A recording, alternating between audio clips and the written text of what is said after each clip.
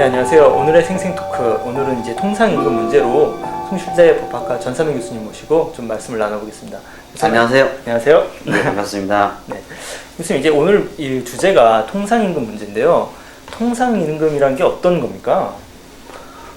근로자가 근로의 대가로 고용주로부터 정기적으로 또 일률적으로 지급되는 것을 우리가 통상임금이라고 합니다. 그러다 보니까 이제 성과급의 경우에 이 통상임금에는 해당이 안 되는 게 이제 지금 다만 그런데 문제는 뭐냐면 이 성과급 가운데서 정기적으로 주는 성과급의 경우에 네. 또 뭐 예를 들어 성과에 대해서 상중하 아니면 뭐 차등하도서 하지 않고 뭐 급여의 몇 퍼센트 이렇게 지급하는 경우에 그것이 과연 통상임금인가? 네. 또 하나는 이 성과급 가운데서 상중하로 구분돼서 계속해서 계속 상을 받던 사람들의 경우에 과연 그게 통상임금인가? 중을 받은 사람은 또 그 중을 계속 받으면 정기적으로 일률적으로 받으면 네. 그것도 통상임금인가?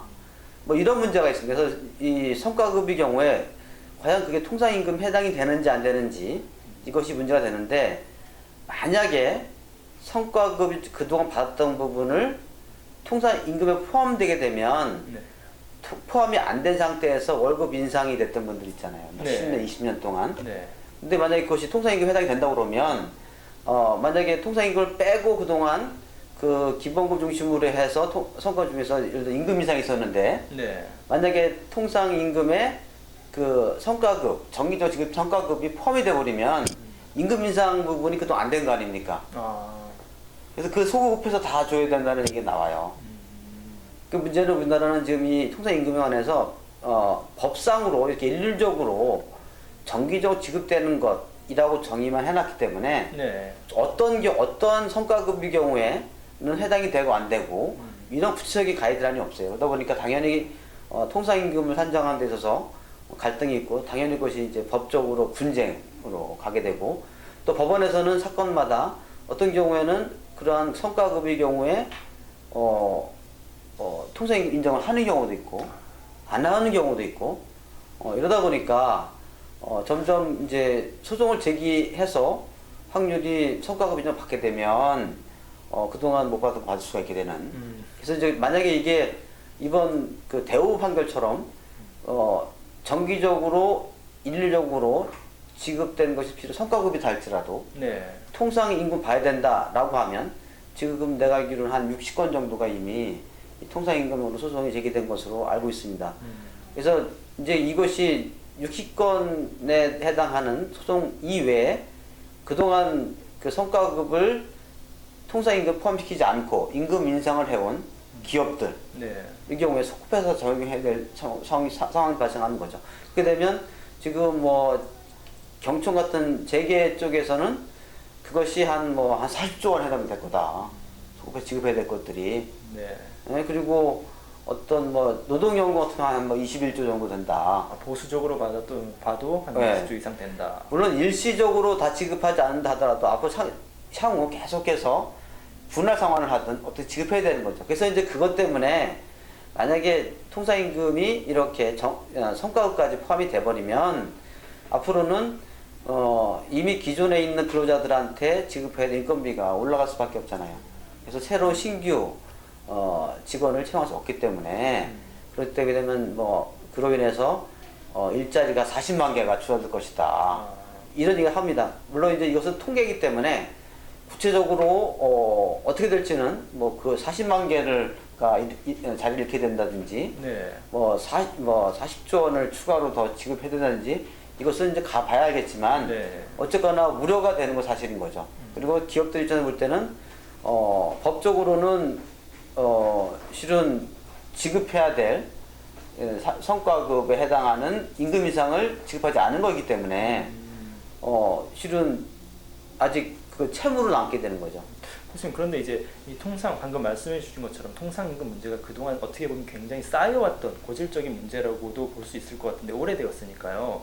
이게 왜 갑자기 이제 최근에 얼마 몇 달 전부터 이제 논란이 되고 있는데 왜 갑자기 이렇게 뜨겁게 좀 달아올랐을까요? 아마 이제 이번에 GM 대우 사태를 통해서 네. 이제 GM 대우가 이제 금액이 컸죠. 그러다 보니까 이것이 사회 이슈화 되고 네. 그러다 보니까 그 동안에 이제 제기됐던 뭐 작은 건들의 어떠한 통상임금 소송 문제들도 이제 표면 노출되게 됐고 이제는 많은 근로자들이 통상임금 문제가 이렇게 법적으로 중요한 것으로 인식이 됐고 또 최근에 뭐 이런 진보 진영에 있는 사회 시민단체들에서 네. 지금 단체 소송도 지금 집단 소송을 지금 한번 또 제기하겠다고 좀 준비하는 것으로 알려지고 있습니다. 그래서 어쨌거나 통상임금 문제가 이번 GM 사건을 통해서 보게 되면 지급했어야 될 네. 예?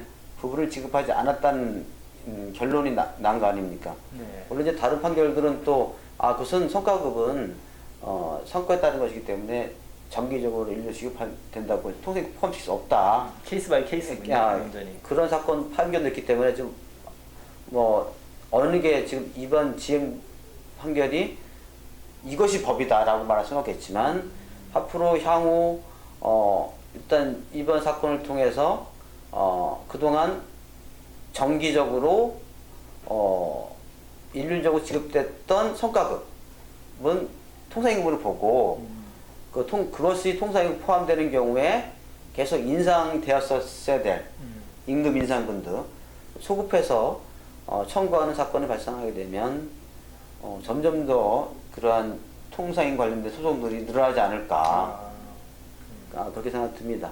그 보통 이제 우리나라 같은 경우는 뭐 여러 가지 이유가 있겠지만 이런 통상임금 문제가 쌓여왔는데 가까운 일본만 해도 이런 문제가 별로 없는 걸로 제가 알고 있습니다. 외국에서는 왜 이런 문제가 없을까요? 지금 통상임금 관련해서는 기본적으로 어느 나라든 간에 그 정기적으로 성과급은 제외시키고 있습니다. 그런데 이제 어떤 경우에 그 통상임금의 성과급이라고 하는 게 대체 뭐냐?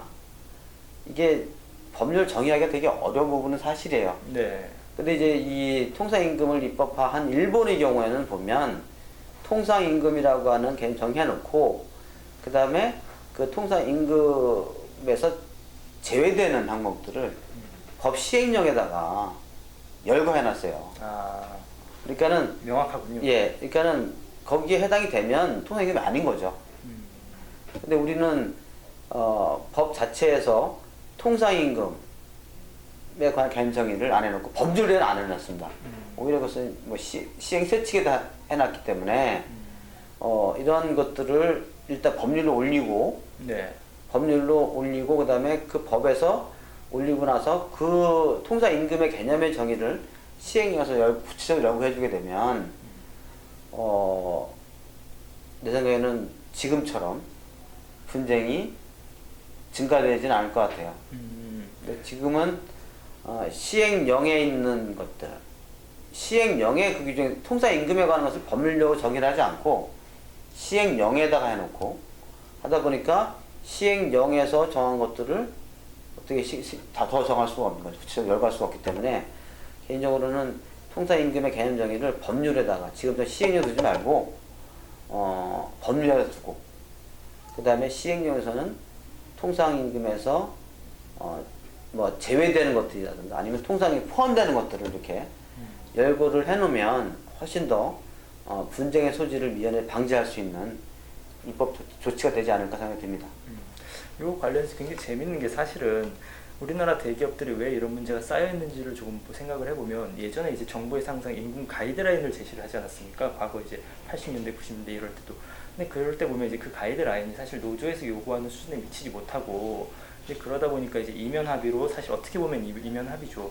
이제 그런 식으로 해서 이제 임금은 이제 정부 가이드라인대로 주지만 뒤에서 이제 각종 수당이라든지 이제 그런 형태로 계속 붙여주면서 사측에서는 이제 그렇게 우리는 이제 정부의 가이드라인을 지켰다라고 하고 노조에서도 이제 뒤에서 실리를 챙기는 그렇게 어떻게 보면 양쪽이 굉장히 담합으로 이게 잘 어떻게 돌아가고 있었는데 지금 와서 보니까 그게 이제 모든 것이 문제가 원점에서 시작되었던 방금 말씀하신 대로 법적으로 좀 미비한 점이 많았던 좀 그런 문제가 좀 있었던 것 같습니다. 그래서 지금 이번에 보면 경청 쪽에서는 경청하고 이제 민주노총이 이제 대표 주자인데 그동안 경총은 항상 법대로를 주장을 해왔었거든요. 이제 노사관계에 있어서 법대로를 주장을 하고 이제 민주노총은 법만으로 되는 게 아니라 이제 사회적 합의를 통해서 이제 좀 해결하자 이제 그런 입장이었는데 이번 케이스는 이제 입장이 서로 완전히 좀 반대가 된 좀 그런 케이스 같아가지고 굉장히 재밌는 것 같습니다.